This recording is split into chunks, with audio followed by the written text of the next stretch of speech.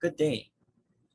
I am Aaron Lecciones from the University of the Philippines College of Architecture.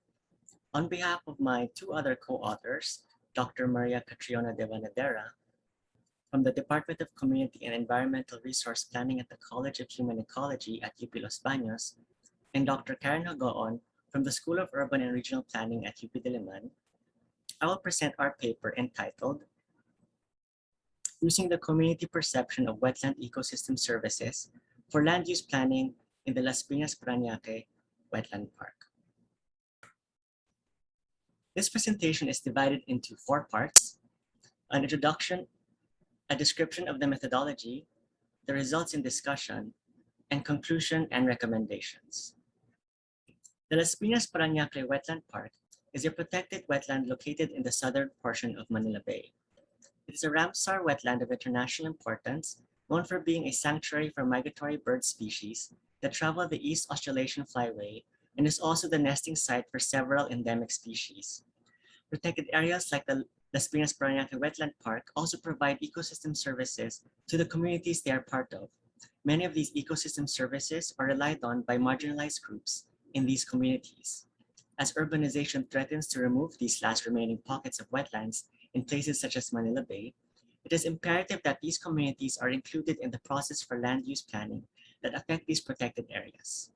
Literature shows that the way a community relates to its environment is shaped by how it values it, and this is ultimately manifested in the community's land use decisions. Understanding the community perception of wetland ecosystem services can thus become an important input into land use planning for protected areas like the Las Piñas Parañaque Wetland Park. The Las Piñas Parañaque Wetland Park is a former reclamation site along the coast of southern Manila Bay on the island of Luzon, Philippines. It is comprised of 2 main islands. Long Island is at the southwest portion in Las Piñas City, and Freedom Island is at the northeast part in Parañaque City. It covers an area of 182 hectares. Topography follows the contours of the coast along Manila Bay and subsequently has an elevation no higher than 5 meters from sea level. The cities of Las Piñas and Parañaque are highly urbanized cities. Most residents of the coastal communities are engaged in informal jobs, ranging from vending, fishing, shellfish cultivation, among others. Although there are no formal inhabitants inside the wetland park, there are 6 barangays adjacent to it. These barangays have a total population of approximately 160,278 individuals. According to the Department of Environment and Natural Resource, National Capital Region, the Las Piñas Parañaque Wetland Park is composed mainly of mudflats and lagoons. The wetland park is home to numerous and significant species of plants and animals. Most notable are the black-winged stilt and the vulnerable Chinese egret and Philippine duck. The wetland park is also supported by legal and institutional framework. Foremost of these are RA 11038, or Expanded National Integrated Protected Area System Act of 2018, and the Ramsar Convention. The wetland park's last physical framework plan outlined 3 land use types: a strict zone, a recreational zone, and a sustainable use zone. The protected area also has an existing master plan for a wetland center located at Long Island, with ancillary structures across the wetland park. The methodology largely covers the identification of wetland ecosystems using a RAWES approach and the construction of community perception using survey and interviews of 100 households in the 6 adjacent coastal barangays, and the review of land use planning process, looking into the land use implications of community perception of wetland ecosystem services in the process of crafting a comprehensive land use plan. The household survey and interviews investigate the community's engagement to outdoor recreational activities, knowledge of the protected area, knowledge of the wetland ecosystem services, and the types of facilities and infrastructure that the respondents envision in the wetland park to enjoy these ecosystem services. The wetland park provides a variety of ecosystem services. These include informal harvesting of fish, shell crabs, and shrimp, and fallen branches for use as domestic firewood for provisioning services, among others, and water purification, sea wave action attenuation, and noise and visual buffering, among others, for regulating services. The wetland park also provides cultural services, such as spiritual retreat, site for recreation, tourism, and social gathering and educational activities, among others, and supporting services like soil formation, organic matter production, and habitat. Thus, it was found that the wetland park is a source of ecosystem services for the community, but as the survey results will show, significant socioeconomic factors hampered its use. The largest group surveyed were those categorized as employed, and the least were fisherfolk. This reflects the demographic shift of the community from employment away from fisheries. This also highlights the fact that fisherfolk are a marginalized group whose very livelihood is threatened by the rapid urbanization still occurring in the area. A majority of the respondents engaged in outdoor recreational activities multiple times a month. These activities include nature viewing, bird watching, walking, picnicking, swimming, jogging, biking, and fishing, among others. The results show a demand for outdoor recreational activities and for sustainable lifestyles that should translate into a land use approach for the community, as well as the wetland park and protected area. The results show a constant and frequent engagement of respondents to outdoor recreational activities. The respondents engage in these activities from as short as under 2 hours to about 15 hours.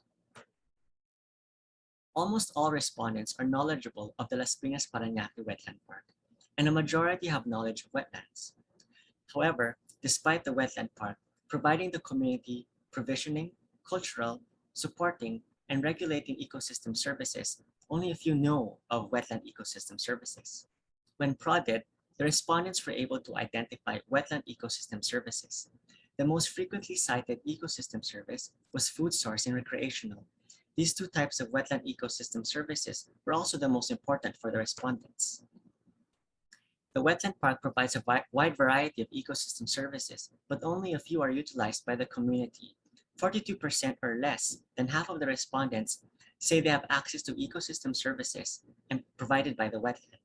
When asked how these services could be provided to them, respondents answered with 52 unique responses, some of which are recreational areas, an overpass to access the wetland area, a bike path, sheds, a playground, a viewing deck, lighted paths, among others. As the community faces difficulty in dealing with public health, waste management, disaster risk, and livelihoods, a shared awareness of the natural and social complexities that govern planning activities in protected areas, such as the wetland park, can support improved stewardship of these resources. A review of the CLUP planning process in light of the community perception findings results in the following implications. There is a need for LGUs to include ecosystem services in the Ridge to Reef planning framework, as well as in the resource mapping.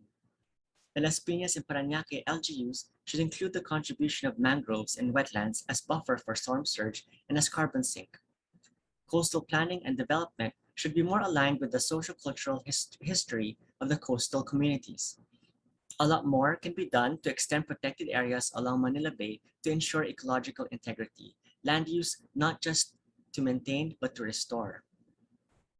There is a gap in land use planning that makes full use of experiential well-being outcomes of public green space and active urban design to improve the community's quality of life, and of making use of entry points in the community's perception of wetland ecosystem services for a circular economy that takes into account the economics of biodiversity, the opportunities of blue-green infrastructure, and of green growth principles. To conclude, the current land use regime in the surrounding areas come with considerable risk attributed to climate change, geological hazards, and pollution management. Wetland ecosystem services at the wetland park provide resources critical to vulnerable species and are also important in the daily life of the community. There is an untapped body of local knowledge from the La Papachea community that can add significant value to the planning and management of the wetland park, its buffer zone, and the surrounding area. And the community perception of wetland ecosystem services gravitates towards the more practical provisioning and cultural services which reflect the importance the community places on their lifestyle preferences. The harmonization of land use plans in relation to the wetland park must also be accompanied by capacitating the community to meaningfully engage in the process and for the process of updating the comprehensive land use plans to include the different land use implications such as ecosystems analysis, climate change adaptation and disaster risk reduction, coastal planning, biodiversity sectoral studies, and special area studies so that they align with the principles of sustainability, wise use and conservation of wetlands, and environmental governance, and are anchored on the community perception of wetland ecosystem services of the wetland park, which include the ecosystem services they value and their attendant activities and the equipment, facilities, and infrastructure needed for them to make use of the ecosystem services. This land use approach itself can form a part of an effective SEPA program for the wetland park, the last coastal frontier of Manila Bay. Thank you very much.